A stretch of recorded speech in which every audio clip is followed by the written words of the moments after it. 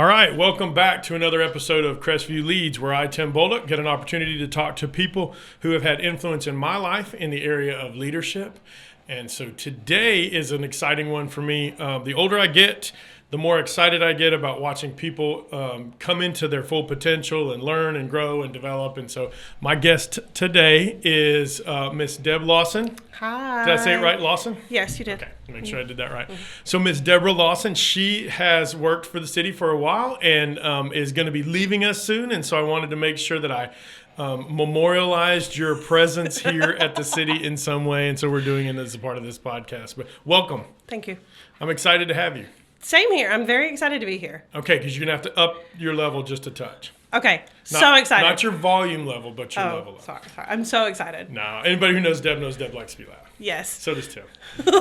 No, so anyways, welcome to our podcast. I'm so excited. I asked her before the podcast if she'd ever watched it, and she honestly said no. So I'm not sure how I feel about that part, but that's fine. So today, what I wanted to talk about, and I appreciate you coming in, hanging out with us. So you've got, how much longer are you here? 1 week. So this is your last week with us. Mm-hmm. It's very sad for us. It is sad. It is. It's bittersweet. Sure. Truly. Sure. You know, the city has been a truly defining experience in my life.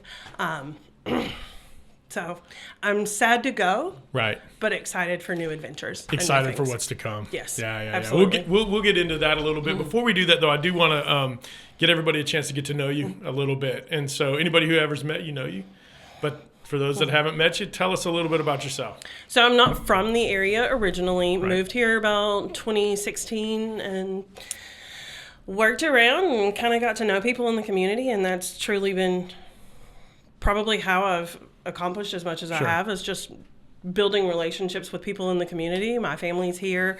This is the home that I've chosen. Right.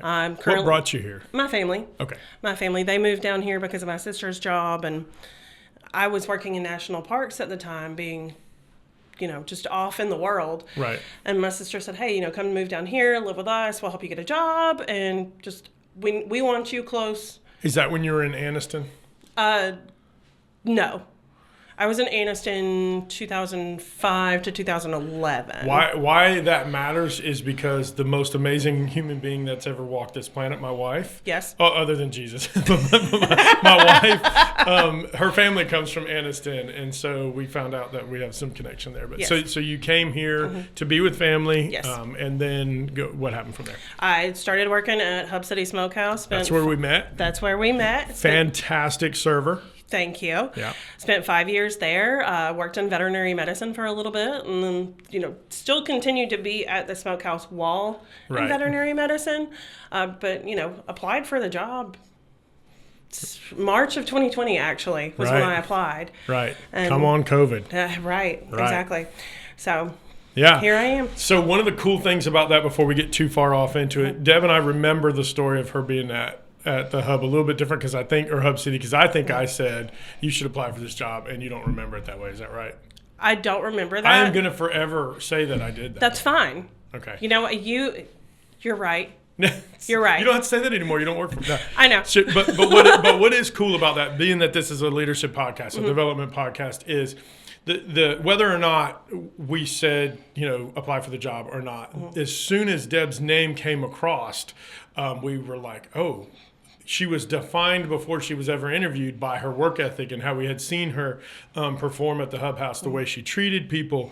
Both Barry and I, Barry was her supervisor here at the time. And so both Barry and I were excited about the opportunity to bring Deb in, even though it's a completely different job. So did you, when you applied here, was it for code enforcement? It was, yes. Right, so you came from the restaurant industry, from the service industry on the restaurant side, into code enforcement. So like, you're bringing me breakfast, you're making my day. In code enforcement, you're ruining my day. Absolutely. But the experiences that Barry and I had both had with you in that setting, automatically, nobody else was going to compare with you in that job interview. And it didn't matter that you didn't have the experience specific to the job. It was based solely on who you were and how you carried yourself. And so that's a really cool, and I've used it as examples in our training class and stuff before too, but it's this perfect example of, every day is an audition, and honestly, people remember the way you make them feel and that kind of stuff. So that part's really, really cool. You've heard me say that a couple times. I have. still makes me feel nice and warm and fuzzy inside. Like, you can keep telling that story. It's fine. I plan on telling it. We're going to tell it my way, where I said you should apply for this job. We can. What's so funny about it is, and I'm not going to chase this too long because we don't have time for it, but I can't. I remember having Barry and I, whether or not we did tell you to apply, but having this conversation about it, and then having a conversation with Mike, the owner of the restaurant, and him saying that he thought maybe you were going to be looking for something different. And so whether we ever actually talked to you about it, but this whole conversation about you and your performance and your work ethic and all these things go on long before the interview ever started. And so the pick was already made when the application was submitted. And so, of course, following whatever rules Jessica would want me to follow. But absolutely. but the reality of it is every day's an audition. It truly is. Yeah. So, it truly is. That's very cool. So you went from working in, you said wildlife or something before that? Veterinary medicine. No, but when you're in... Oh, national parks. So what did you do in national parks? I didn't know about that. Yes, you did. Okay. Because Tim makes us do this thing in every training where we have to submit a fun fact. And I've tried to use national parks, and he tells me that he knew that. Yeah. Well, that might just be because I wanted something more interesting. You did. Yeah. That's where I make you tell us something nobody knows about you. Yes. Yeah. Yes, that's the one. Mm-hmm. Got it. Because you remembered the spelling bee. I do remember the spelling bee. I do remember the spelling bee. Spelling bee winner. Yes, 6th grade. Yes. 6th grade. Yes. No, I waited tables in national parks. Oh, okay. Okay. So similar industry, then came down here and decided to do that. Just come into the code enforcement. Coming to the code enforcement side of things, was it a culture shock? Absolutely. So 100%. Yeah. So what did you think you were getting into when you came into code? I mean, okay, so I kind of had an idea as to what I was getting into, and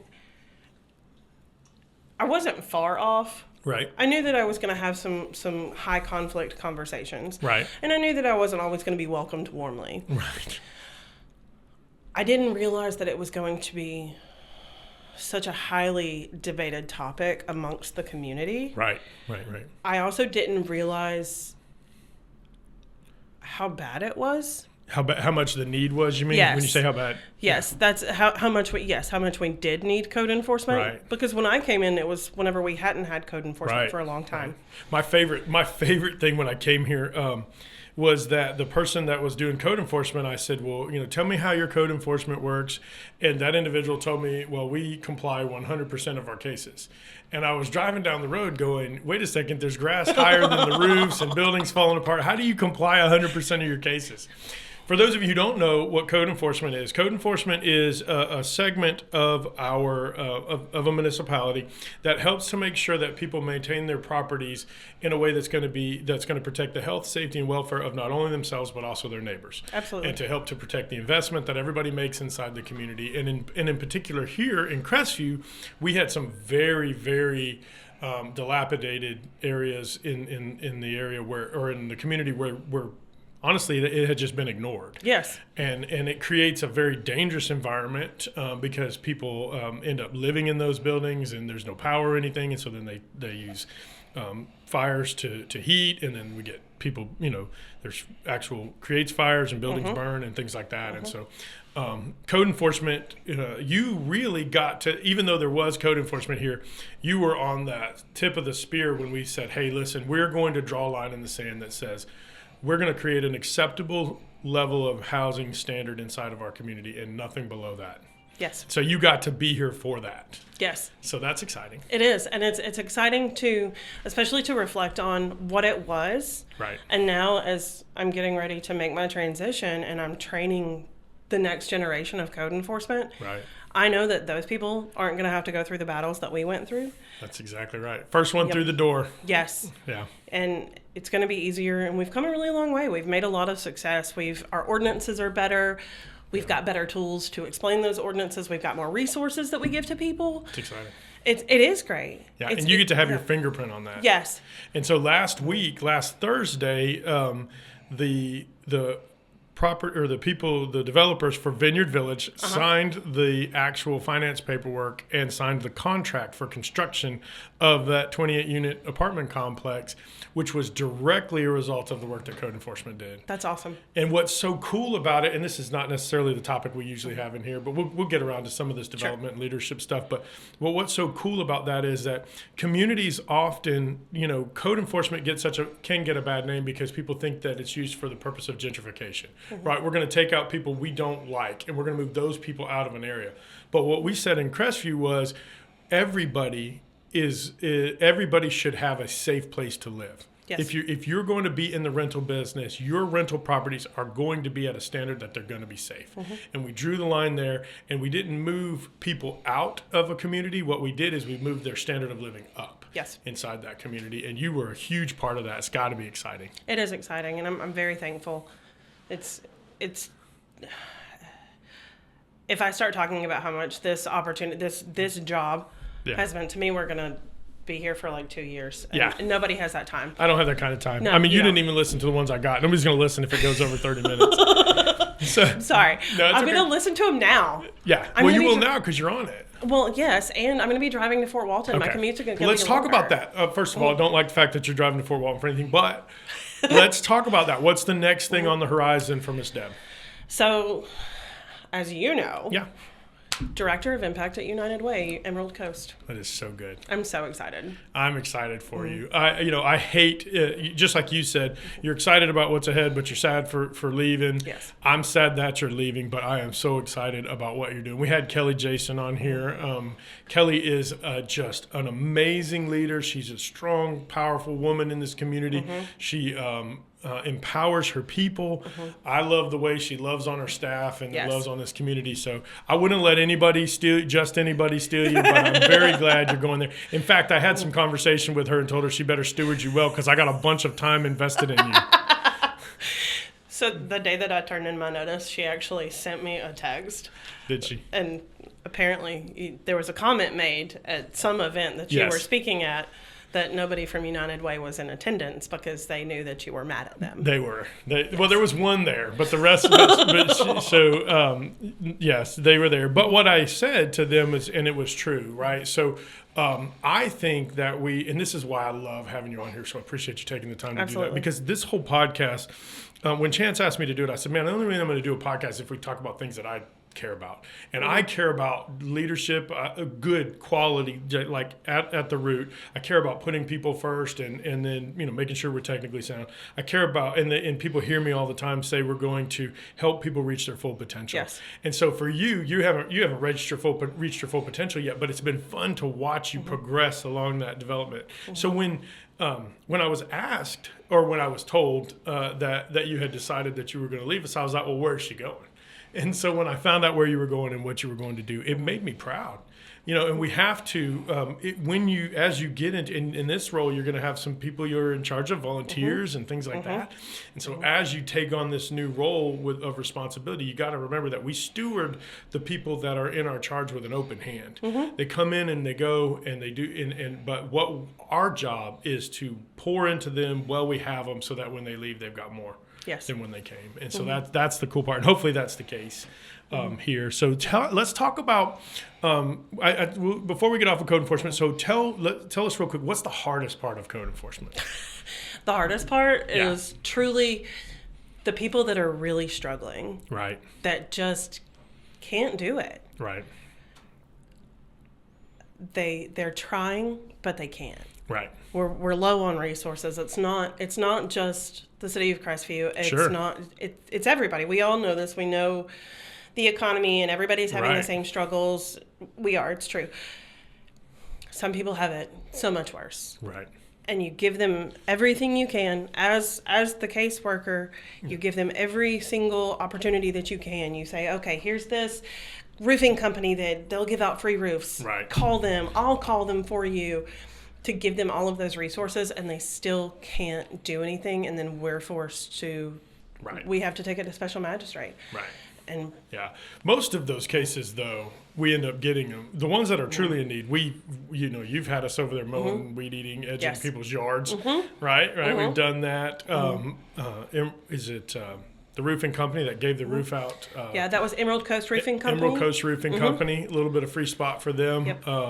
Those guys, Kevin and that bunch, give a roof away every Absolutely. Christmas. We Yes. connected them. And so what's the best part of code enforcement? The best part of code enforcement is watching a property transform, Right.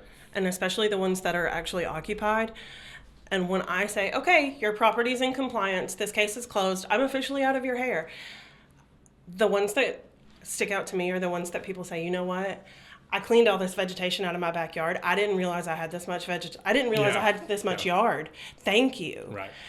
And it does happen. It's rare, but it happens. Yeah. That people say thank you whenever I leave. Right. Yeah. Very, very cool. Well, the neighbors are always saying thank Yes. you. because those are the ones that have to suffer through it. Yes. So, Yes. Yeah. Very, very cool. So let's move on. So let's talk about some of the things that you've learned along the way. So this is a leadership podcast. Sure. You're getting ready to go into a whole new role, right? So hopefully we've equipped you well Absolutely. to do that. So what are some of the things that you have learned over the last couple you've been here since 2020? 2020. So 4 yes, sir. years. Almost, yeah. Yeah. So tell us some of the things you've learned about So, some stuff that stands out, maybe. that's a really long list. I was, in reflecting, there were two events that really changed the path, changed the course for me. The first one was lead, and I'm not saying that because you taught it and because you're my boss. I'm not saying it because I'm not of your that. boss anymore, really. I mean, another week you are. Okay. But lead Crestview was such a transformative experience. It forced me to get to know myself on a different level that I wasn't prepared for. I didn't think it was going to be that. It forced me to get to know other people in the organization. Yeah, that's good. It is. I built relationships with those people, and still, I mean, even today, it's been almost 2 years. Yeah. And I could still go in dispatch, and I could see Delana, who was in my group, and there's still that bond there. There were some aspects of that class that I had that I knew. I knew before we took the quiz that I was going to have a laissez-faire type of leadership. Right. That's who I am as a person. But to understand that I can't manage everybody the same. I'm not going to be managed the same way that you're going to be managed. Right. And to adjust that management style and that leadership style for your people was probably one of the bigger ones that I took away. An additional one, and I've said it before and I'll say it again, you don't have to have a title of leadership to be a leader. Yeah. That was probably the biggest thing for me. In this position that I'm in now, I don't have a title of supervisor or anything like that. Right. I know I'm a leader within this organization. 100%. Right. I don't doubt that. Yeah, you're leaving, as you leave out of here, you're leaving a legacy behind you, Absolutely. which is the mentorship program. I'm so proud of that. Yeah.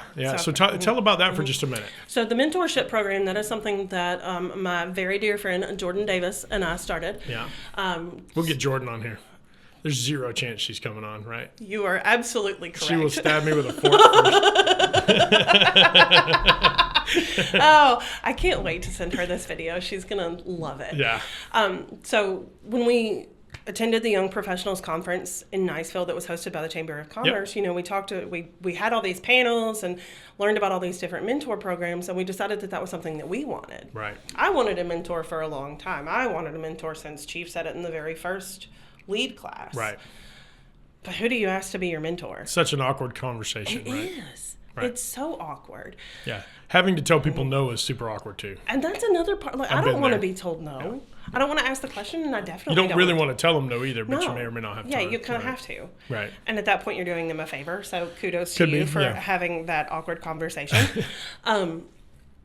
But so that was something that we both took away. Yeah. And so we decided that we wanted to start a program that would match mentors and mentees within the city. Yeah. Because, I mean, like, nobody really knows what we do. Right. And there are certain things that just people don't get. Right. There are a lot of inside jokes that just don't. Right. Crossover. Yeah, to So other the program. people. So tell me about the program. So you guys decided, hey, these other people have something. So then you came back and you guys put it together. So talk about what it looks like now today. So what it looks like now. So we're still accepting applications Right. for mentors and mentees. I believe today we have 9 mentor applications and 10 mentee applications. Right. Application based on each end of it for mentors and mentees, so that Right. way we can match them together. And we had to develop that time frame of how long we wanted the relationship to last, Right. at a minimum. Right. What are the terms and the Sure. Right. And then also, meeting with you and talking with you about that, of how do we teach them? How do we teach them to be mentors? What does that relationship actually look like? Right. So that was another aspect of it that we had to consider. And so then now we've got the applications in. We'll go through the vetting process. We'll get them matched up, and then, but that's an example of like you saying, what you were referring to was influential leadership. So Yes. John Maxwell talks about a couple different types of leaderships. He talks about leadership. He talks about positional leadership, and that's where I say, okay, you are the supervisor or you are the manager. And then there are influential leaders. And then we spent a lot of time that day discussing the value of an influential leader over a positional. And that in our careers, we want to strive to be both, right? So in my position, I'm a positional leader in that I'm the city manager and I have responsibilities that come with that job description. But my goal is that I would prefer that people follow because they choose to follow, not because the position requires it. And that's the influential side of that. And so you got to see that. And then someone empowered you to come back, you and Jordan both, to come back and say, you know what? We think that this is a hole in the program we want to fill. We don't have a way to get mentors. And so you guys put that thing together. We launched it this year, and it'll be kicking off right as you leave. Yes. So that'll be super cool. So are you going to go try to do something like that somewhere at your other place? I'm not entirely sure yet. I truly just want to get in and see what's going on. Right, pretty much. Because it's going to be a totally different. It's totally different from what I'm doing now, from anything I've ever done before. Truly, just making sure that the quality of work that I put out is good. Yeah. So let me ask you this: if you were going to talk to, you're talking to somebody who's, so you went from. When you went from the restaurant industry to coming into local government, that's a big step too. Absolutely. So was it nerve-wracking, or you were just like, I'm going to crush this, it doesn't matter. I've seen these government people, they eat breakfast. I wasn't. So you had some confidence going in? Oh, yeah. Okay. Absolutely. But what would you say to somebody who's getting ready to make that type of a career change to try to encourage them along the way? Because that's a decision. It's a big decision. It is a big decision. I mean, truly, I would just say just to continue to do it. Just do it. Don't be afraid. Everybody's nervous. Nobody knows what they're doing. Right.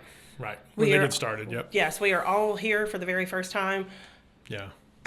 And be yourself, be authentic, be yourself. Be authentic. If there's a word I could use to describe Deb, I would say it's authentic. I have worked very hard to get to that point. So that is a huge compliment, and thank you very much. Yeah. No matter what role you're filling, whether it's putting out the mentorship program, whether it's this conversation with me today, to dealing with somebody in the field on a code case, you're always very, very authentic. And so that's super cool. Thank you. What are some other things that you have learned along the way that you're going to take away from us as you move on?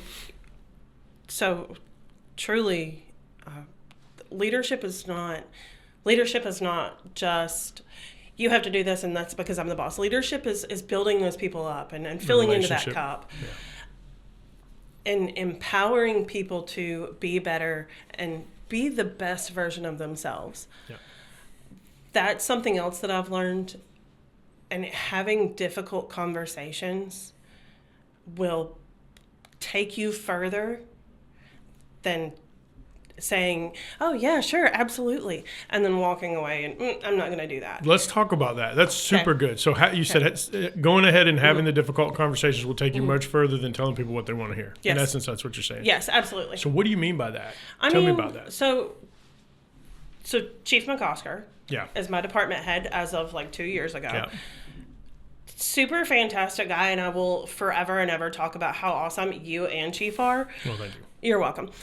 I've already started drafting a Facebook post. So oh, gosh. It's cool. Good Lord. It's going to be great. So Chief is one of those leaders. Like, he is my boss. That is my department head. Yeah. That is like my big boss. I know that if I have a problem, I can go to Chief. We will talk it out. And it may not necessarily be pretty. Right. It's going to be uncomfortable. Yeah. But we're going to get to the end of it. I love that. We've had situations where I didn't know how to handle something, and I wasn't really looking forward to having that conversation with that respondent. Right. And I went to Chief and I said, okay, I'm going to have to be the one that has this conversation with this person. I need to tell this person why we're doing what we're doing. This. Right.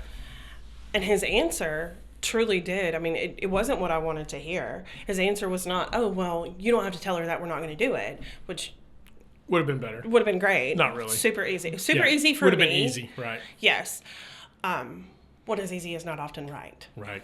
So, but Chief gave me That'll preach. Chief gave me a really good answer of, it's not just about this person, it's about her neighbors. It's about how this is affecting everybody else in the bigger picture. We've had some issues with some offices, and I have, explained my level of unhappiness with it. And not necessarily like in a negative way, just, hey, I don't like this. Yep. This kind of stings. And the answer is, I don't have anywhere else I can put you. Yeah. But you get to have that conversation. But we get to have that conversation, and we know, just like you talk about in Lead, being able to know that it's a safe space, that you can come to someone and you can have that uncomfortable conversation. You can have that conflict, and you're both going to walk away. Your relationship's not going to be damaged. Yeah. You're still going to have a job. You're still going to get paid.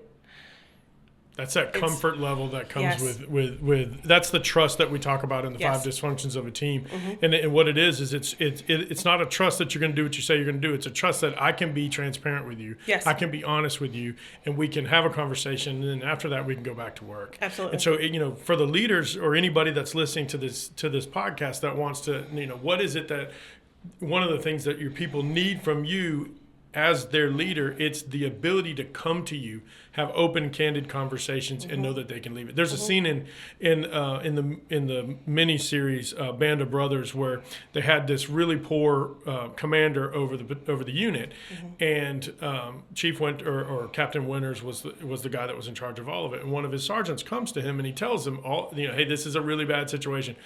And the over narration in that movie, as the guy walks away, Winters listens to it and then sends him on his way. But the over narration in that scene of the movie says, I knew there was nothing he could do about it, but I needed to be able to have that conversation so that I could move on. And that's exactly kind of what you're talking about. It's this ability to we need to allow the people that are in our charge to get those things off their chest. And so, listen, we're almost out of time, believe it or not. So, again, before I let you give your final thing, I want to just tell you how much I appreciate you. I appreciate the work that you've done for the city, the way that you've gone after what our mission is, which is to improve the quality of life for everyone. And you a lot of times have been the first one through the door, doing the hard stuff, doing the hard conversations. I get to be there for the ribbon cutting and the shovel digging. You're the one that has to be there knocking down the doors the first time. And I am so proud of how you've grown professionally. I cannot wait to see what you do next, and I'm just so excited. Before you get out of here, though, I ask everybody on the podcast this question. You have to tell us, when you look back over your life, and it can be all of your life, and it can be anybody, it can be work-related, non-work-related, parents, it doesn't matter. When you look back over your life, who in your life is a leader that you have looked up to, and that there's some attribute of the way that they lead that you want to be able to duplicate, and why? So I have like 4. Okay. I'll be quick though. No, you're good. Go. Okay. All right. So number 1 is my sister, because she's fantastic and she's intelligent, and she also has this thing called emotional intelligence. Oh, I love it. So she can take away I've her heard feelings. about that. Maybe. She can take away her feelings and have a rational response to a lot of different things. So good. Working on it. We're working on it. Yeah. So that's one. Another was... When you said we're working on it, is it all the different personalities? Yes. The other person is Daniel Gibson. He was my first restaurant manager. Love it. A lot longer than I care to admit ago. Yeah. In a small town in Anniston. Oh, nice. Yes. Yeah. Angels come from there. They do. They do. I'm not from Anniston. Yeah. Yeah. So he taught me a lot about just my work ethic, truly, and how to work. And one of the things that he taught me was an acronym for whenever somebody was upset, and it's LAST. Listen, apologize, solve, and think. So we listen to a person. Oh, wow. It's good, right? It's good, yeah. Yeah. Why am I just now hearing about this? I don't know. Say it again. Last. Okay. Listen, apologize, solve, and thank. I love it. We listen to the problem. We apologize that somebody's going through that Their problem. feeling, yeah. Yes. Acknowledge their feeling, Yes. yeah. You could change apologize to acknowledge too, yeah. I mean, you could. Yeah. For sure. Yeah. I see this in lead too. Yeah, I could see it happening. Yes. So we apologize or we acknowledge Yeah. what's going on. We solve the problem. So we find a solution. Yeah. I love And it. then we thank them for bringing it to our attention. Yeah. So good. It's good. And that's truly probably how I've been so successful in building relationships with people. Yeah. Are Especially- you teaching these code enforcement people that? The up and coming? I mean, I'm going to now. In the last week you got left? Yes. In the last Cram that in. Yes. There's a lot. So Daniel was one of them. He's truly shaped my future, and he didn't Yeah. even realize that. What's so cool about, and we ain't got time, but we're going to take it. So what's so cool about Daniel is Daniel didn't know that what Daniel was teaching you then, you were going to implement at Hub City, then you were going to come here, and now you're going to take it to your next step. And all of those pieces. So little Danny back in Anniston has a piece of this job at the United Way. And you know, Kelly Jason's operation is going to be a better place because of Danny. That's Yes. awesome. I'm That's going good. to tag him in it too. So Yeah, tag him in this one. Yes, Good for to sure. see. We appreciate you, Danny. I do. Even if he doesn't go by Danny. Yeah, he doesn't, but it'll be all right. Yeah, he'll be okay. He's the one that he originally started calling me Debo too. So. Oh, okay, Yeah. good, good. Yes, and then to the other two, as much as I'm going to sound like a suck up, are you and Oh, Lord. Chief. Truly, lead was a big deal. Well, It was a big deal.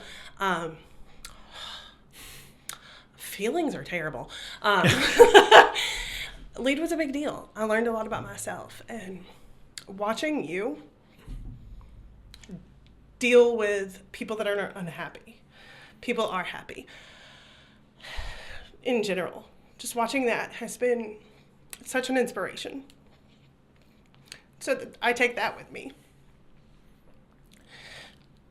Everything that's happened in the past 4 years, everything that's going to continue to happen is because of this position. Chief, I have hard conversations with him all the time.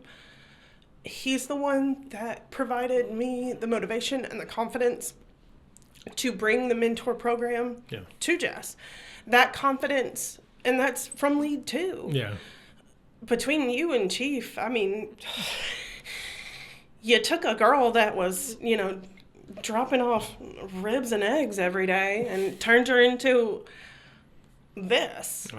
And it's amazing. Well, thank you. Very, very, very, very kind of you. You did. Yeah. But we love you. And both Steve and I, Chief and I, are as I said earlier, so proud of you.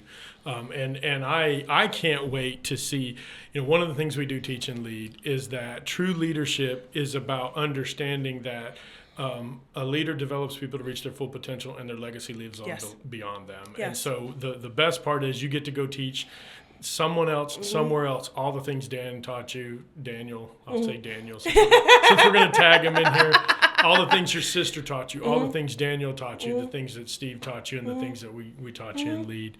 And so that's so exciting. Listen, we love you. Love. You're always Love welcome. Always welcome back on the podcast. Always welcome back. But I expect you to go and take what is a good organization and make it great over there at the United Way. We love our friends at the United Way. Yes, we And do. Yes, we do. for those of you who watch the podcast, if you like it, share it. You can find us on all the different podcast platforms. And that's why go forth, have a good day, and that's why at Crestview Leads.